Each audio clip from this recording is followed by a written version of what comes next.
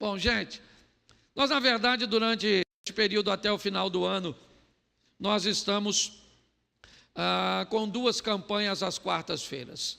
Nós temos a campanha cuja qual a oração já foi feita, o chamado já foi feito, mas também estamos usando estas semanas, as últimas 12 semanas, para lançarmos uma palavra profética sobre os 12 meses do próximo ano.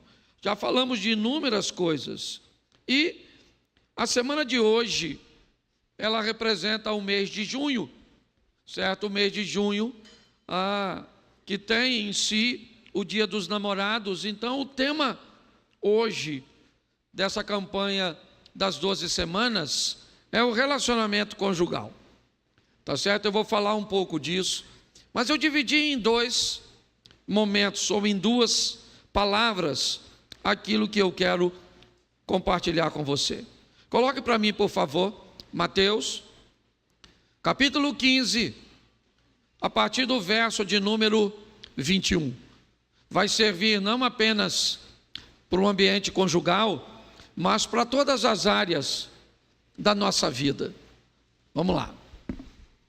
Partindo Jesus dali, retirou-se para os lados de Tiro e Sidom.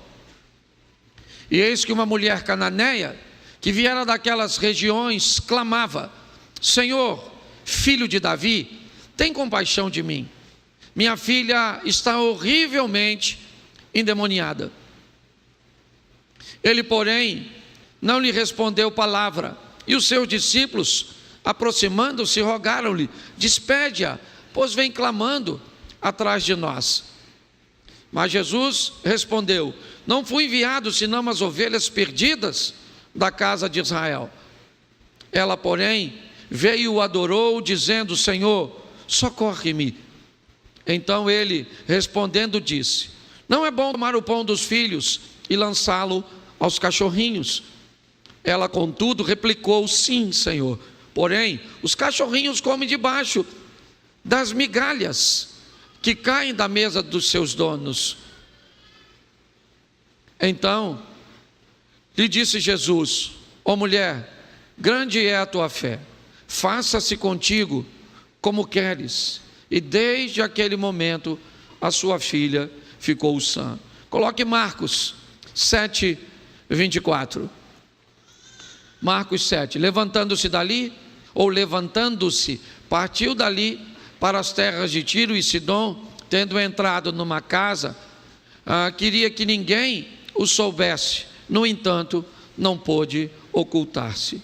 Feche os seus olhos. Senhor nosso Deus e Pai, em nome de Jesus, continua falando conosco, usa-me como um canal de bênção nesta hora, em nome de Jesus. Você pode dizer amém? Amém. Eu usei o texto narrado por dois evangelhos, Mateus e Marcos.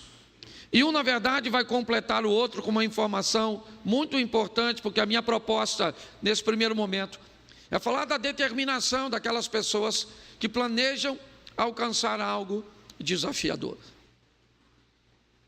Às vezes, para alcançarmos coisas fáceis, só precisamos de um pouquinho de afinco, um pouquinho de determinação, e às vezes um pouquinho de ajuda, de ânimo, alguém para te motivar, para te incentivar. Mas tem coisas cujas quais nós precisamos alcançar, que isso não é suficiente para que consigamos sucesso. E essa é uma das histórias. O texto vai narrar que Jesus está caminhando já basicamente na divisa de Israel com o Líbano, Tiro e Sidom, lá em cima, onde está acontecendo a guerra hoje com o Hezbollah. Era mais ou menos por ali. E passando por ali, Mateus diz que uma mulher vem andando atrás, gritando Jesus, tentando chamar a atenção de Jesus, porque ela precisa resolver um problema. É um problema que ela não vai resolver em outro lugar. Ela saiu de casa, deixou sua filha, certo? Com um problema, e ela vai atrás da solução para aquele problema.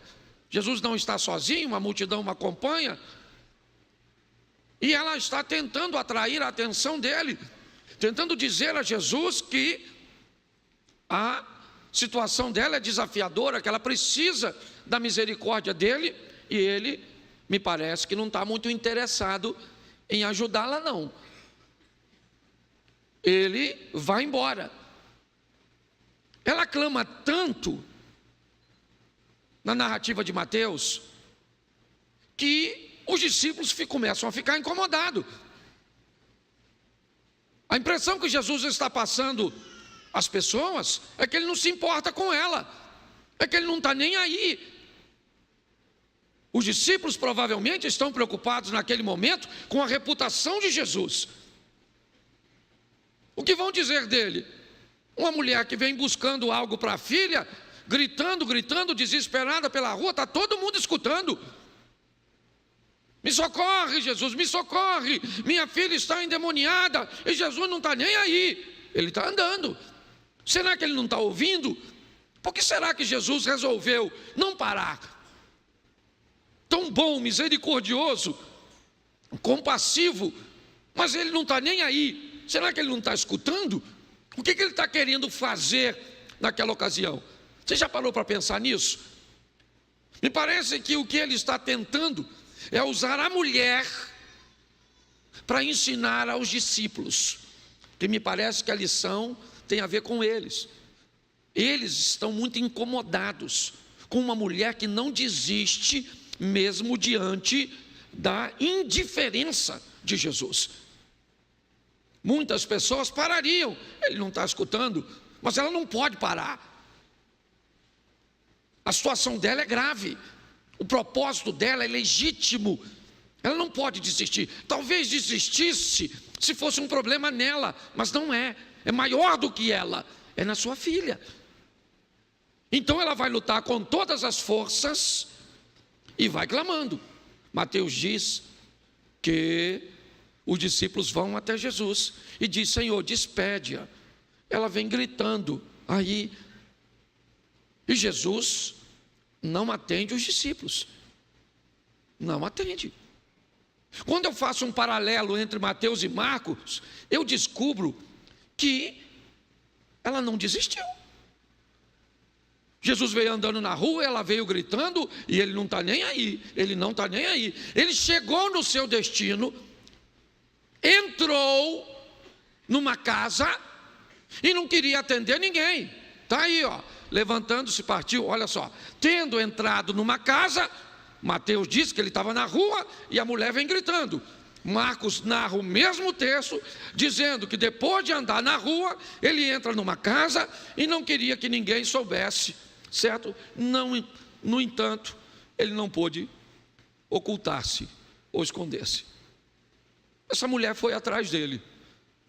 Ele avisou os discípulos: não vou atender ninguém, não quero ser incomodado. Mas ela falou: eu vou falar com ele, eu vou atrás dele, eu preciso resolver, então eu não vou desistir, eu não vou.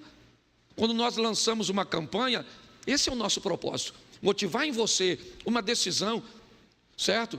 De pedir a Deus uma resposta. Eu não posso garantir a você que você vai receber o que você quer, até porque eu não sei o que você quer, se é legítimo. Eu não sei se o que você quer é o que Deus quer para você, eu não sei. Eu sei que essa mulher não desistiu, veio na rua gritando, os discípulos, eu imagino, pensa, os discípulos falando com Jesus, parece que os discípulos são melhores do que Jesus. O que os discípulos estão dizendo: se fosse eu já teria atendido, e ele não está nem aí, e lá vai ela. E ele falou com os discípulos, segundo Mateus, que, diga-se de passagem, era um dos discípulos, que não ia atendê-la. E Marcos diz que, mais do que dizer aos discípulos, ele vai dizer para ela, pessoalmente, que não vai atendê-la. Ela vai andando atrás, e ele não está nem aí. E ela insiste. Ele entra numa casa, não quer atender, pois ela entra e vai na presença dele e diz: eu preciso da sua intervenção. Bom, agora ficou fácil. O que ele vai dizer para ela? É claro que eu vou atender, querido. Ele falou: deixa eu explicar uma coisa para a senhora, dona. Eu não vou atender a senhora. Entendeu? Eu não vim senão para as ovelhas perdidas da casa de Israel. Não me é lícito pegar o pão dos cachorros, do pão dos filhos, e jogar para os cachorros. Aí eu pergunto a você agora, se fosse você, seja franco, pensa. Até porque se alguém te trata mal, você vai reclamar com Jesus. E quando Jesus já foi para o Supremo, Jesus de Moraes, é ou não é verdade? Pare e pense. Chegou lá em cima, ela vai reclamar com quem? Quem falou que não vai atendê-la e chamou, ou fez uma comparação com a cultura, do jeito que você quiser analisar, não estou aqui com teologia. Eu sei que foi agressivo, não foi legal. Mas por que é que Jesus está fazendo isso com ela? Você já ouviu um texto que diz que você não recebe uma luta cuja qual você não consiga suportar? O que Jesus está usando é a resistência daquela mulher para mostrar aos discípulos e nessa noite para mostrar a mim e a você. Eu não sei a resistência que você está recebendo para alcançar o que você deseja, mas não desista. Quando Jesus falou, não vou dar para você, porque eu não posso pegar o pão dos filhos e dar para os cachorros. Ela olhou e falou, seu grosso, também não quero nada não. Está pensando o quê? Não, ela falou, Senhor, deixa eu explicar uma coisa para o senhor. Eu sou uma cachorrinha, sim. Ela falou, sim, Senhor. Então ela concordou. Concordo com o senhor, cachorrinha, cadelinha, uau, uau. Não sei o que. Só tem o seguinte, deixa eu explicar uma coisa para o senhor. Eu estou com um problema que não dá para desistir não. Eu tenho um negócio para resolver, que eu deixei a minha filhinha lá na minha casa. E ela está endemoniadinha. Então, eu só quero uma migalhinha. Aí Jesus olhou para ela, eu imagino, e disse, pensa Judas. Olhando Jesus falar com ela, pensando, se é comigo, já vou trair sem falar isso. Pare e pense. E aí Jesus falou para ela, você acha que ele não sabia que ela ia fazer aquilo? Você não sabia? Você acha que ele não sabia que havia uma resistência nela? Pois é, gente. Às vezes você vai se deparar com uma situação dessa. Sabe por quê? Porque o próprio impedimento aqui não foi do Satanás. Foi do próprio Deus. Para que aquela mulher mostrasse uma força que talvez nem ela mesma soubesse que tinha. Então a minha primeira palavra tem a ver, em qualquer área da sua vida, tenha resistência. Seja forte, valente, lute, lute, lute, lute, não desista. Eu sempre brinco dizendo, somos carioca, se cair, cai atirando. Mas não desista, certo? Vão para dentro, vão embora. E dentre tantas coisas que você tem que lutar para manter, tal do casamento. Agora eu mudo. Porque pensa num troço bom, casar. Se tiver uma opção de morrer queimado, eu indico. Brincadeiras à parte, até porque minha esposa está aqui. Tá certo? Tem que prestar atenção no que eu falo. Então deixa eu falar uma coisa para você. Hoje eu quero falar com você rapidinho sobre um casamento em comum. Porque qual é o grande problema do casamento? Aliás, qual é o grande problema dos relacionamentos? Qual é o grande problema das coisas se tornarem comum? Todas as vezes que algo se torna comum, sabe o que acontece? Ele perde valor. Todas as vezes que algo se torna comum, sabe o que acontece? Se perde o interesse. Vou te dar um exemplo. Alguns anos atrás, não posso precisar quantos, talvez um pouquinho antes da pandemia, uma das marcas de camisa masculina mais usada no Brasil se chamava Dudalina. Lembra aquele? Parecia uma florzinha, não sei o que é aquilo. Certo? Você lembra disso? Você sabe quanto custava uma camisa daquela na época? No valor aproximado de hoje? Se ela fosse top de linha, entre 800 e R$1.000. Se ela fosse uma camisa comum, ela custaria uns 300 e pouco, 400, chegaria a 500. A não entende disso também. Então preste atenção. E todo lugar que você ia, Quase todo mundo usava aquele negócio. Sabe o que aconteceu? A pirataria descobriu que vendia bem. Então começaram a piratear. E todo lugar que você ia, tinha alguém com aquele negócio de Dudalina, Dudalina, Dudalina, Dudalina, Dudalina, Dudalina. Você vê que quase ninguém usa Dudalina hoje. Eu tenho uma camisa da Dudalina. Esse mesmo porque eu ganhei. Se depender de eu comprar, eu não ia comprar. Hoje ela tem valor? Sim ou não? Por quê? Porque ela se tornou comum. Se tornar comum, inevitavelmente, o interesse, o valor acaba, né? Porque o valor é estabelecido pela procura, pela demanda. Todas as vezes que algo se torna comum, e talvez esse seja o problema, era bom enquanto a sua mulher não era comum, porque ela não era sua mulher, ela era sua namorada. Não era comum dormir com ela, não era comum conviver com ela, não era comum. E quando não era comum, ela era tão legal. Quando não era comum, certo? As coisas eram tão boas. Mas quando as coisas entram numa rotina, nós corremos o risco de não tratarmos mais as coisas como incomum. Por que é que Jesus não podia fazer milagre em Nazaré?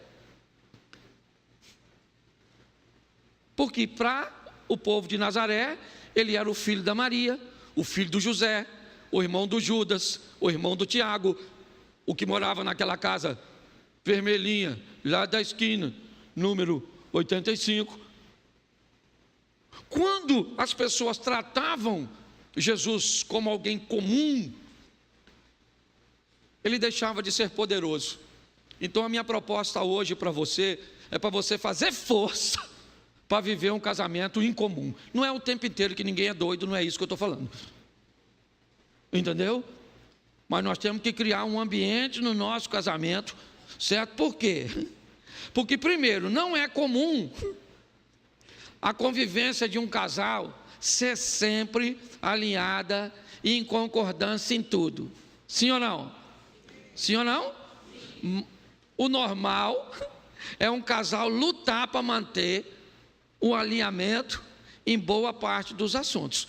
Isso é que é normal. Lutar, perseverança. Quem aqui é casado, levante a mão, por gentileza. Isso aí, meu sentimento. Que Deus te dê força para levar até o final. Mas você que não casou, você tem que saber como é que o negócio funciona. Não gosta de dar satisfação, não casa. Não gosta de dizer onde vai, que hora volta, se dá, quanto custou, fica onde você está. Você veio nesse mundo para viver carreira solo. Porque se for para casar, você tem que criar um ambiente, certo? De um relacionamento incomum. Ou seja, nós vamos, o que é um relacionamento incomum? É um relacionamento com problemas comuns, que todo mundo tem, mas ele só é incomum pelas soluções, e não pelos problemas. Os problemas são comuns, mas as soluções é que são incomuns. E é isso que faz a gente viver tanto tempo junto. Então eu vou te mostrar aqui, inicialmente não vou te dar texto para acelerar, mas preste atenção. Abraão e Sara. Quem? Repete para mim. Isaac e Rebeca. Quem? Jacó e Raquel. Quem? O primeiro foi quem? O segundo foi quem? Isaac e o terceiro foi quem? Qual o problema que os três casais tinham em comum? Todas as três mulheres não podiam ter filhos, sim ou não? Era um problema comum ou não? Entre pelo menos esses três casais. Era ou não era? Agora, qual é a diferença desses três casais?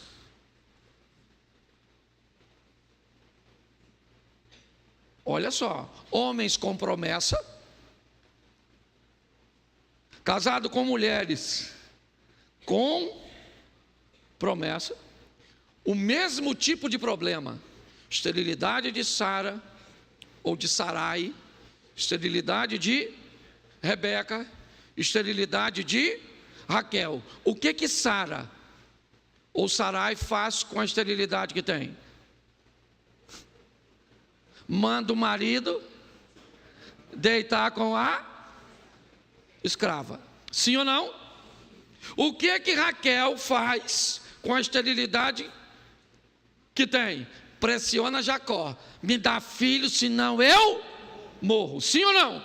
O que que Rebeca faz com a esterilidade dela? Depois vai ler. Você quer que eu falo, né? O que que ela fez? Sabe o que ela fez? Ela falou para o Isaquim: ai, meu filho, não sou tua mãe, tá? Que deu a outra lá. Nem você tua, aí já estou falando no futuro, né? Nem você tua nora.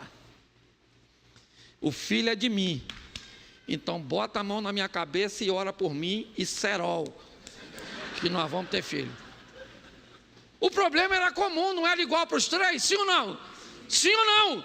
Mas um casal pegou algo que era comum e trouxe uma solução incomum.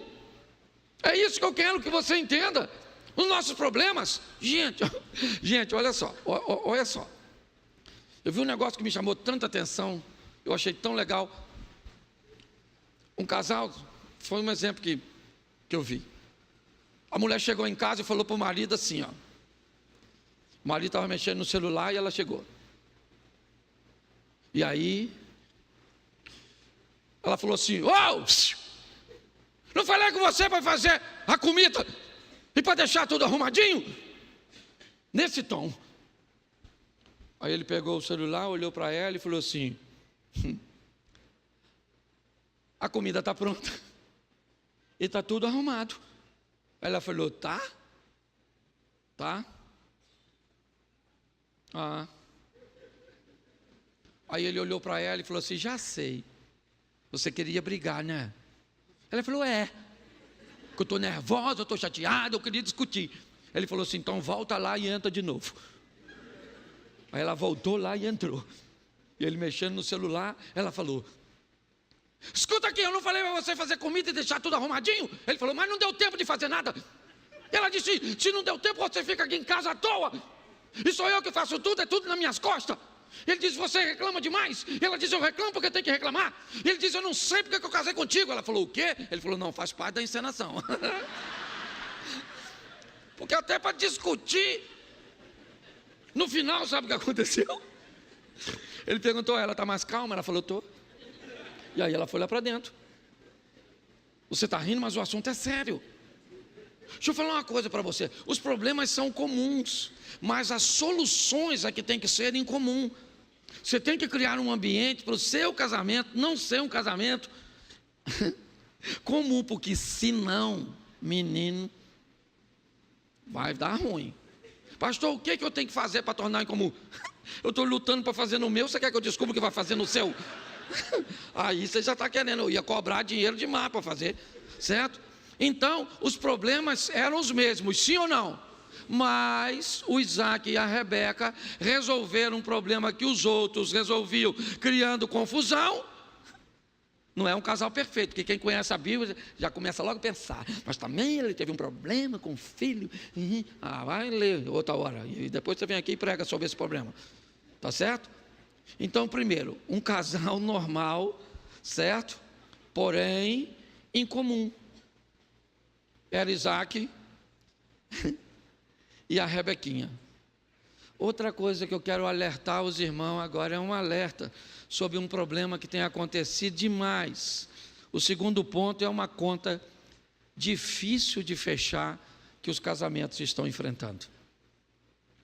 A mulher entra no casamento, abre mão de seus estudos, abre mão de sua carreira, abre mão de sua independência financeira enquanto é jovem. O problema é que o casamento é uma proposta vitalícia. Tem os filhos, não consegue concluir seus estudos, abre mão para seu companheiro ir à luta, se formar, construir uma carreira, construir uma história, enquanto ela fica cuidando dos filhos. Esses filhos casam, eles vão embora a mulher fica sem realização pessoal e sem independência financeira. Fica uma refém do marido. Pare e pense como é que essa conta não vai fechar. Agora ela não pode mais estudar, ela não tem mais forças para entrar no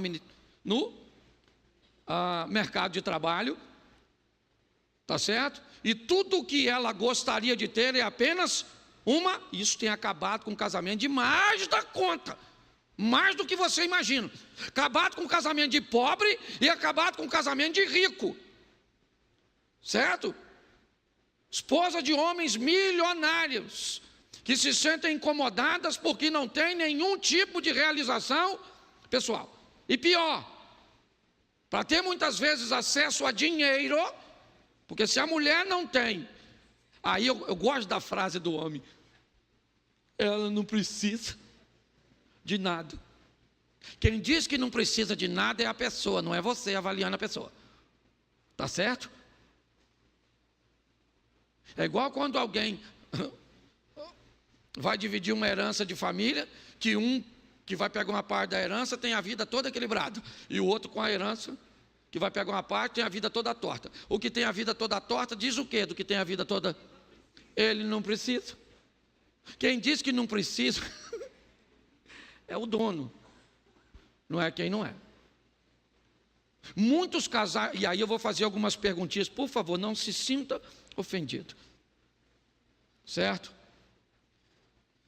A sua mulher tem alguma receita financeira? Ou ela precisa, receita por mês, ou ela tem que te pedir dinheiro? E deixa eu falar uma palavra para você que é homem, eu sei, eu sou homem. Quando tua mulher pediu dinheiro, nunca nessa vida sua, diga, para quê? Se você disser para quê, o dinheiro perdeu o valor.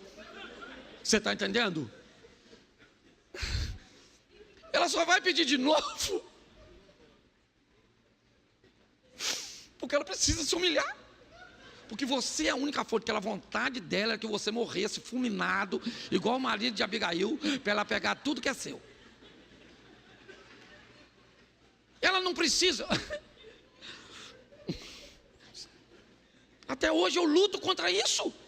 E olha que sou eu que estou falando para você. Tá certo? Então eu vou falar uma coisa para você que é homem. Sua mulher abriu mão de tanta coisa. Pastor, olha como é que está acabadinha. Claro. Ela caiu no ácido, que foi você. Por isso que ela está assim. Ela não acabou à toa não. Ela acabou por algum motivo. Ela era uma tchutchuca. Entendeu? Mas você acabou. Eu preciso falar isso porque tem um homem que só a graça. Então deixa eu falar uma coisa para você. Pegue um recurso que sua mulher saiba que é o que você pode fazer. Não interessa quanto, eu não estou falando aqui de preço, é valor. Pegue um recurso que você tem e deposite, ou então entregue num canto especial assim, que todo dia tal, você vai lá e coloca na conta, faz o Pix, certo? Agora tem essa miséria de Pix. Isso, vai lá e coloca, sem ela pedir, mas aquilo que ela saiba que é o seu melhor. E se você não pode colocar nada, que seja temporário, porque o homem que não coloca nada, ele é um nada. Essa é a grande verdade, não estou ofendendo meus companheiros aí não. Mas, só tem 3 classes amadas incondicionalmente. Já falei aqui. Mulher, criança e cachorro. Homem, para ser amado e respeitado, ele tem que fazer jus. Você pode ver, o cara arruma uma namorada, se ele contar para um amigo, arrumei uma namorada, primeira pergunta do amigo, como é que ela é? Se uma mulher arrumar um namorado e contar para uma amiga, arrumei um namorado, o que ela pergunta? O que ele faz? É lógico, quer saber se o investimento, se o cara tem como manter. Então não vem com essa história não. Eu não sei, se você só pode 50, coloca o 50 lá, a onça. Entendeu? Pastor, eu consigo botar uns 100, então bota. Dá para botar 1000? Bota 1000. Dá para botar 5 mil? Bota 5 mil. Posso ouvir um glória das irmãs? Peraí, agora a senhora ora para esse homem prosperar? Que a senhora está com tanta raiva de ter se dedicado tanto.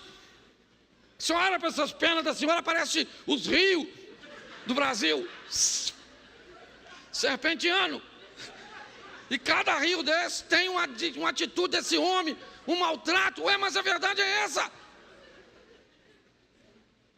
A senhora também ora para esse homem, a senhora está com raiva. Essa praga desse homem. Para que eu casei? E ele vai só. E um homem que afunda, ele é uma pedra que a outra ponta está amarrada na sua canela. Ele vai levar a senhora junto, você está entendendo? Então, por favor, homens, sua mulher abriu mão de tanta coisa. Você está entendendo? Lembra. Está contigo até hoje. Sabe? Parou de estudar, parou de trabalhar, se entregou, criou aqueles catarrentos, aquela coisa toda. Os peitinhos chegou a cair de tanto que os bichinhos mamaram e pronto. Mas tudo em prol de uma causa nobre, que é a construção da família.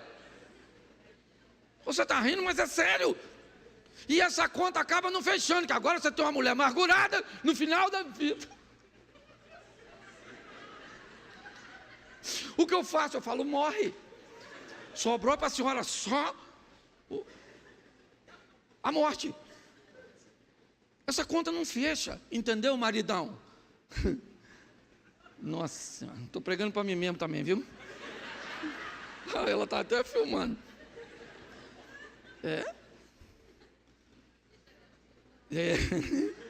Ou o inimigo, irmão. Estou aqui, tá, dependendo de quem eu esteja favorecendo. Tem hora que eu falo, a mulher fala, isso aí, usa. E os irmãos dizem, é o inimigo. Tem hora que eu troco. Só vou trocando. Uma hora eu estou com o inimigo, estou fazendo freelance. Olha a verdade. É isso aqui. Dependendo de quem favorece, é assim que funciona. Bom, vamos lá. Eu quero agora falar o ponto 3. São só 4. Já estou acabando já. Primeiro aqui, certo? Vamos lá. Um casamento em comum. Segundo, certo? Uma conta difícil de fechar. Terceiro, um alinhamento incomum. É isso que eu quero mostrar agora a você. E agora vem os textos bíblicos. Segundo livro dos Reis, capítulo 4, verso de número 9. Ela disse ao seu marido, isso... Vejo que este que passa sempre por nós é um santo homem de isso. Vamos lá? Façamos-lhes, pois, em cima um pequeno quarto, obra de pedreiro, ponhamos nele uma cama, uma mesa, uma cadeira e um candeeiro. Quando ele vier à nossa casa, retirar-se-á para ali. Preste atenção, porque essa é a história, em algumas traduções, de uma mulher importante. Em outras traduções, de uma mulher rica. Já é uma coisa incomum. Para aquela época é uma coisa incomum. Certo? Aquela mulher é uma mulher rica. E quando você vai ver quem é o marido dela é um cara rico. Ele é rico e ela é rica. Eu gosto por causa do alinhamento que eles têm e a autoridade que ela tem para uma época cuja qual a mulher não poderia tomar a decisão de dizer para o marido que ela viu num homem, um homem de Deus, e que gostaria de receber este homem de Deus na sua casa. E que gostaria de fazer um ambiente para este homem de Deus frequentar a sua... Olha o nível de autonomia que essa mulher tem. Ok? Numa época que as mulheres não trabalhavam, não havia esse empreendedorismo feminino. O que eu vejo é um alinhamento. Uma mulher rica, importante, que tem, certo? Condições de tomar suas próprias decisões. Eu acho isso extraordinário. Bota aí, capítulo 4 ainda, verso 18. Vamos ver com quem ela é casada. Tendo crescido o menino, saiu certo dia com seu pai, que estava com os segadores. O homem está supervisionando sua propriedade com aqueles que vão participar da colheita. Um homem rico e importante, casado com uma mulher rica e importante, casado com uma mulher que consegue tomar decisões numa época cuja qual as mulheres não tomavam esse tipo de decisões. O que tem este casal de comum para essa época? Nada. Eles são um casal à frente do seu tempo. Um casal capaz, certo? De tomar decisões em conjunto. Não estou dizendo que é fácil, eu estou mostrando que é possível. Não é comum, na maioria das vezes, mas eu não estou pedindo para que você tenha um casamento comum. Eu estou dizendo que você tem que ter um problema comum, com uma solução em comum. É isso que eu quero transmitir a você. Tá certo? Então preste atenção no verso 22. Olha só. Chamou a seu marido e lhe disse: manda-me um dos moços e uma das jumentas, para que eu corra ao homem de Deus e volte. Preste atenção nisso aqui, que é sensacional. Ela era a patroa, sim ou não? Sim ou não? Ela mandou um empregado, sim ou não? Sim ou não? Está escrito. Ela mandou um empregado, sim ou não? Ela pediu ao marido para mandar um empregado. Preste atenção. Isso aqui é um reconhecimento de uma autoridade que me parece que ela sabia que tinha decisões cujas quais ela podia tomar. Mas tinha decisões que ela sabia que havia sobre ela um limite. Se seu marido te limita em tudo, você tem um problema. Se o seu marido não te limita em nada, você também tem um problema. Um relacionamento em comum é um relacionamento de revezamento, onde horas você entende que sua mulher precisa ter autonomia para se sentir pertencente, para dizer não quero, para dizer não vou, para dizer não posso, para conseguir estabelecer um posicionamento dela. Isso é importantíssimo. Eu gosto desse texto, eu não sei como é que você vai aplicar, eu não sei se você faz críticas, observações, eu não sei. Meu propósito é compartilhar o que Deus colocou no meu coração. Eu não estou preocupado se você vai concordar, se você gosta ou não. Não é isso. Estou aqui para falar o que te agrada. Mas nós estamos falindo por causa de relacionamentos comuns. Sua vida sexual está ruim porque está comum. Sabe por que você não tem mais autoridade sobre seus filhos? Porque para eles você não é mais o pai, você é uma pessoa comum. Você está mais preocupado se ele vai te eleger no final do ano como pai do ano, como mãe do ano. Então você não toma decisões com medo do seu filho não votar em você. Você, para ser pai, você não precisa de um voto. Você já é pai e pronto. As pessoas estão bem atrapalhadas com essa situação. O que eu vejo é uma mulher que sabe. Pô, vamos construir aqui, vamos construir aqui. Aqui eu posso mandar um cara parar o trabalho para ir fazer, era o período da colheita. Para tirar esse cara para ir fazer o mandado, esse cara tinha que deixar o posto de serviço para atender. Lembra quando o texto diz que ele estava com os caras trabalhando? Então ela não enfia o dedo. Você está entendendo? Entende a sua importância. Deixa eu falar uma coisa para a senhora. Por mais independente que a senhora seja, dinâmica, certo? Por mais autossuficiente que a senhora seja, cuidado para não nascer na senhora uma espora e achar que virou um galo. É importante que saibamos o nosso lugar. É assim que funciona, certo?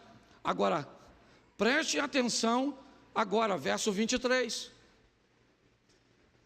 Perguntou ele quem? O marido. O que o marido perguntou para ela? Por que vais a ele hoje? Não é dia de festa, nem Não é dia de festa da lua nova, nem sábado. O que ele está dizendo? Eu não estou entendendo por que você está fazendo isso.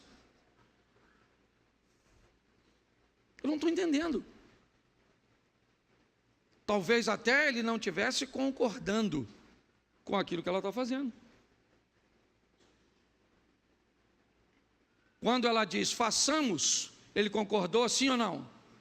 Quando ela diz, estou querendo ir lá hoje, ele entendeu ou concordou, não? Sim ou não? Não.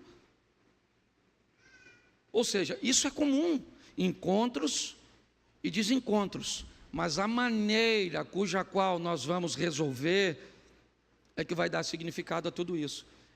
É por isso, seu beijo ficou comum, seu sexo ficou comum, seus elogios ficaram comum, sua roupa para receber seu marido ficou comum, ficou tudo comum. E se ficar comum, vai ficar difícil de prosseguir. Você sabe por quê? Porque fora do casamento tem muita coisa em comum. E aí você começa a olhar para o incomum, porque é raro. E aquilo que você não tem, até ter e se tornar comum. Por que pessoas, segundo casamento não dá certo, terceiro casamento não dá certo? Porque uma hora eu vou precisar criar um ambiente para que ele se torne incomum. Agora eu vou mostrar a você, para terminar, uma intimidade em comum. Dá uma olhada nesse casalzinho aqui. Gênesis capítulo 12, verso 4. Partiu, pois, Abrão. Quem partiu? Quem partiu? Isso, Abrão, não é Abraão. Ok? Ele ainda não é Abraão. A história começa com Abrão. A história não começa com Sara. A história começa com Sarai. Então é importante você entender, porque isso representa duas fases da mesma pessoa. A fase do Abrão, ele tem algumas decisões. Na fase do Abraão, ele tem outras decisões, outra postura. Então, partiu, pois, Abrão, como lhe ordenara o Senhor, e Ló foi com ele. Se Abraão tivesse saído, Ló não tinha ido. Mas como não foi Abraão, foi Abrão. Quem é Ló? Ló é o sobrinho, certo? Órfão de Abrão, cuja mulher é estéril. Então, na cabeça de Abrão, qual é o cargo a ser ocupado por Ló? O de seu filho. É um plano B. Você consegue entender isso? É só para que você dê uma olhadinha. E ele não era garoto não, hein? Bota aí. Bota o versículo seguinte, por favor. Tá lá, não, tá aqui, ó. Tinha Abraão o quê?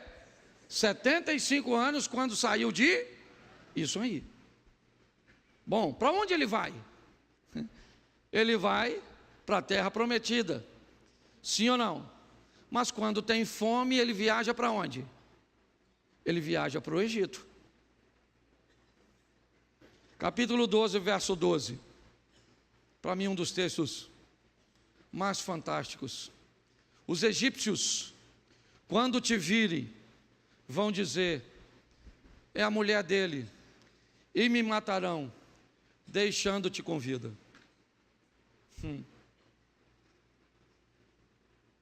Na galeria dos heróis da fé, ele é um homem de fé porque ouviu Deus e saiu da sua terra sem saber para onde ia. Sim ou não? Sim ou não? Isso. Mas aqui, ele chama sua mulher quando vai entrar no Egito e diz para ela: Sarai, chega aqui. Você é muito bonita, filha. E nós vamos entrar no Egito. E posso falar uma verdade para você, Sarai? A hora que esses caras me veem e descobrir que você é minha esposa, eles vão me matar. Sabe o que Sarai está ouvindo do Abraão? Eu estou com medo.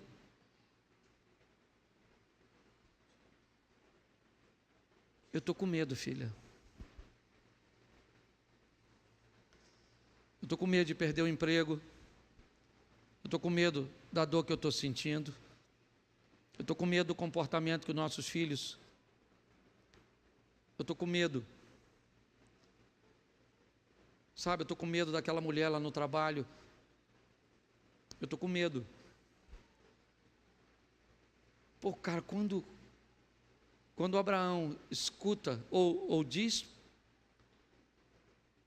para ela, eu estou com medo, cara, é algo sensacional.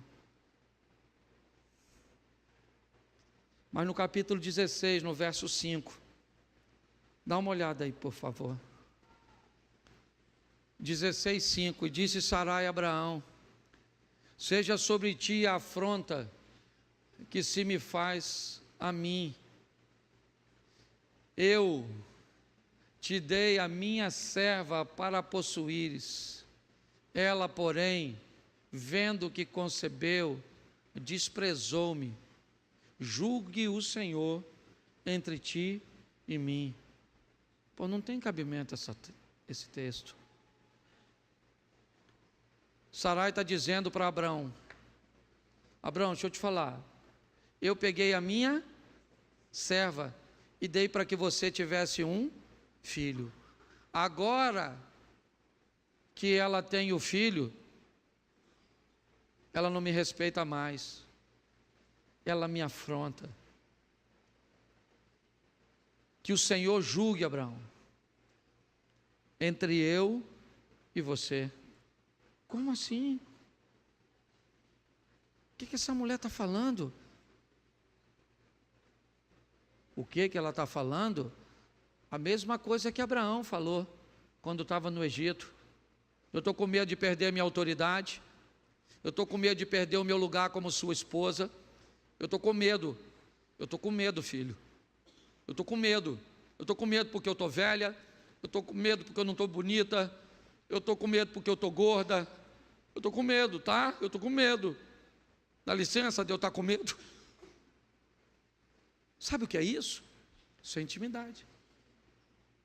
Uma intimidade incomum, que nós não vemos. Não. Minha proposta hoje, casal, e para você que é solteiro, se vai entrar, entre com perseverança. A mulher que queria o milagre. Entenda que os problemas serão comuns. O que você precisa é de uma solução em comum.